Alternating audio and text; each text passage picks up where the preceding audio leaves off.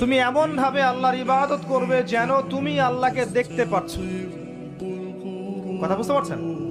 খুব ডিফিকাল্ট। কথাটা বলা সহজ, আমল করা খুব ডিফিকাল্ট। তুমি এমন ভাবে আল্লাহর ইবাদত করবে যেন তুমি আল্লাহকে দেখছো। ওয়াইল্লাম তাকুন তারাহ ফাইন্নাহু ইয়ারাক।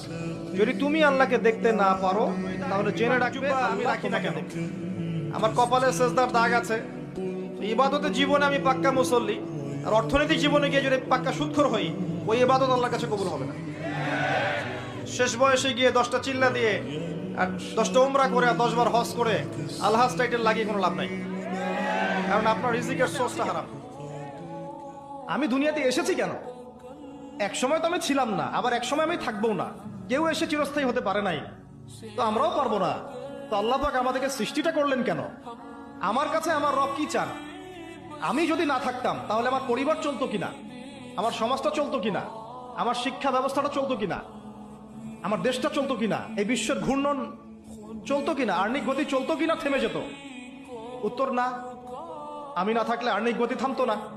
আমি না থাকলে কি আমার পরিবার থেমে থাকতো না, আমার সমাজ থেমে থাকতো না, এই মসজিদ থেমে থাকতো না, এই রাজনীতি থেমে থাকতো না, অর্থনীতি থেমে থাকতো না, দেশও থেমে থাকতো না, উম্মাও থেমে থাকতো না।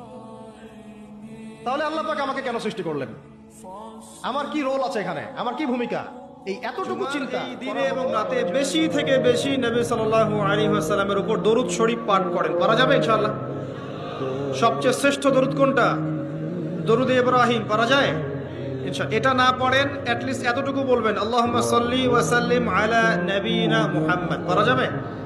আমার সাথে বলেন, আল্লাহুম্মা সাল্লি ওয়া সাল্লিম আলা নবিয়িনা। হৃদয়ের মধ্যে নূর আসবে আল্লাহর পক্ষ থেকে। আপনি দেখবেন আপনি এমন কিছু বুঝতে পারছেন যেটা 8-10 জন পারছে না। আপনি এমন কিছু শুনবেন, এমন কিছু দেখবেন যেটা 8-10 জন দেখবে না। আপনি আল্লাহর নূর দিয়ে দেখবেন ইনশাআল্লাহ। আমলনামায় যদি শিরকের পাপ না থাকে, যে কোনো গুনাহ আল্লাহ যাকে ইচ্ছা মাফ করে দেবেন। আমলনামায় খালি শিরকের পাপ রাখা যাবে না, যে কোনো গুনাহ আল্লাহ যাকে ইচ্ছা মাফ করতে পারে। বুঝাচ্ছি, মনে করেন একজন জেনা করেছেন, আল্লাহ মাফ করুন। ওই জেনাকার ব্যক্তি যদি বিনা তওবাতেও মারা যায়, তওবা করে নাই, বিনা তওবাতেও মারা যায়, কাল কিয়ামতের মাঠে আল্লাহ পাক তাকেও মাফ করতে পারেন। আল্লাহু আকবার। কিন্তু একজন ব্যক্তি শিরক করেছে, তওবা না করে মারা গেছে, আল্লাহ তাকে মাফ করবেন। এখন শিরকের পাপ ছাড়া যে কোনো পাপ আল্লাহ মাফ করবেন।